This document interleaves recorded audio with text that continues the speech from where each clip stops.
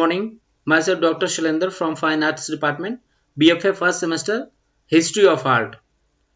Pre-प्रागैतिहासिक काल. प्रागैतिहासिक काल means पाषाण काल. भारतीय चित्रकला के इतिहास में प्रागैतिहासिक काल का बहुत ही महत्वपूर्ण योगदान है. इस समय मानव जंगलों में रहते थे और जंगलों में ही रहकर अपने जीवन यापन करते थे और पशुओं को मारकर उनको भोजन उनको खाने के रूप में प्रयोग किया जाता था और उनकी जो हड्डियां थी उनसे ही ड्राइंग करते थे और दीवारों पे जब भी उनको समय मिलता था. तो इनके 3 पार्ट्स हैं. बेसिकली प्रागैतिहासिक काल को 3 कालखंडों में विभाजित किया गया है. पैलियोलिथिक, पुरापाषाण काल, मेसोलिथिक मध्य पाषाण काल और नियोलिथिक नवपाषाण काल. अर्थात पैलियोलिथिक 30,000 ईसा पूर्व से 25,000 ईसा पूर्व तक. पुरापाषाण काल मेसोलिथिक अर्थात मध्यकालीन 25,000 ईसा पूर्व से 10,000 ईसा पूर्व अर्थात मध्यकालीन पाषाणकालीन युग. और न्यू पाषाण काल अर्थात नियोलिथिक 10,000 ईसा पूर्व से 5,000 ईसा पूर्व तक के काल को नियोलिथिक काल कहा जाता है. नवपाषाण काल.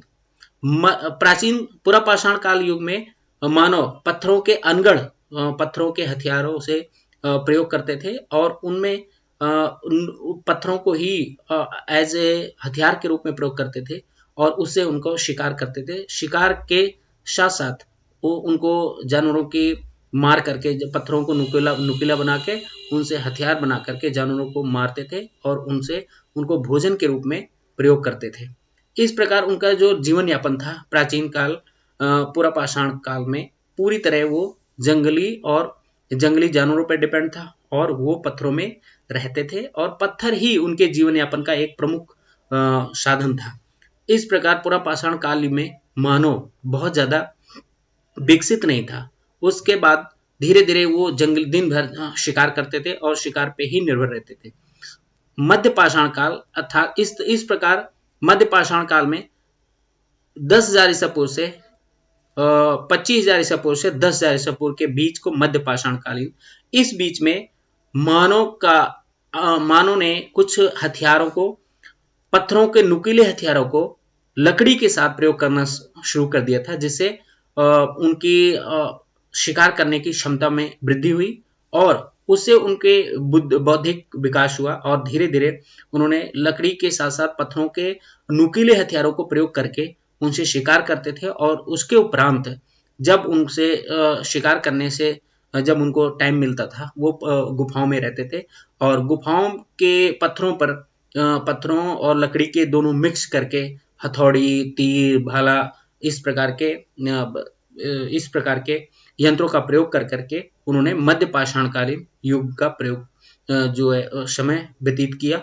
और उसके साथ साथ न्यू पाषाण युग में 10,000 ईसा पूर्व से 5,000 ईसा पूर्व तक के टाइम पीरियड को न्यू पाषाण काल में इंसान पूरी तरह पत्थरों के साथ साथ जानवरों की जो हड्डियां होती थी उनको हथियार के रूप में प्रयोग करते थे और उन हड्डियों से शिकार करते थे और उनके जो जानवरों के हड्डियां और उनके जो मसल्स होते थे उनके मांस को खाने के रूप में प्रयोग करते थे और हड्डियों को वो एज ए बर्तन के रूप में प्रयोग करते थे. जैसे कलर करना है या रंगों के प्रयोग के लिए बर्तनों का प्रयोग करते थे, पानी पीने के लिए.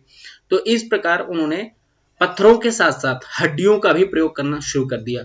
अब प्रागैतिहासिक काल की प्रवृत्तियां क्या थी, उसकी विशेषताएं क्या थी? मूल विशेषताएं ये थी कि मिर्जापुर, होशंगाबाद, सिंघनपुर, पंचमढ़ी ऐसी जगह पर ये प्रागैतिहासिक कालीन चित्रों की प्राप्ति हुई है और उनमें उस टाइम का मनुष्य पूरी तरह पाषाण काल पर ही, पत्थरों पर ही डिपेंड था. पत्थर ही उनकी लाइफ के मूल हथियार थे और मूल औजार थे.